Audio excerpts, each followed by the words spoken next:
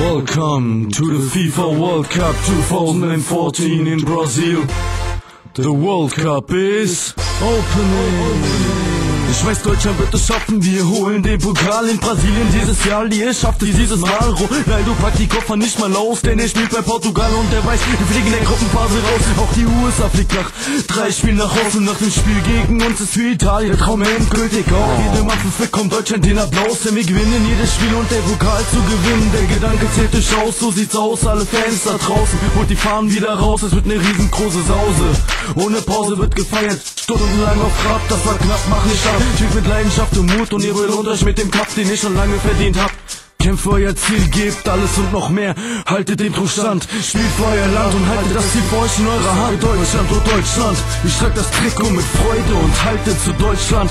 2010 wart ihr schon nah dran, doch dieses Mal kommt der Cup zurück nach Deutschland. Ich sage Deutschland, oh Deutschland, ich trag das Trikot mit Freude und haltet zu Deutschland. 2010 wart ihr schon nah dran, doch dieses Mal kommt der Cup zurück nach Deutschland.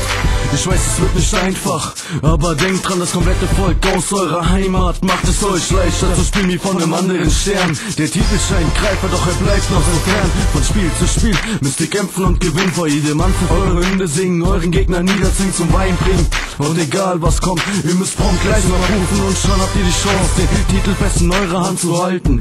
Uns in Atem zu halten und so wie in den alten Zeiten können wir wieder mit Stolzgefühle zeigen. Vor Freunden weinen euch durch die WM begleiten. In schweren Minuten spielen wir den 12. Mann, stehen hinter euch und bieten euch den festen Stand. Wir beten, hoffen, zittern und weinen. Viel Glück, meine Jungs, holt den Cup wieder heim. Ich sage Deutschland, oh Deutschland, ich trag das Trikot mit Freude und halte zu Deutschland.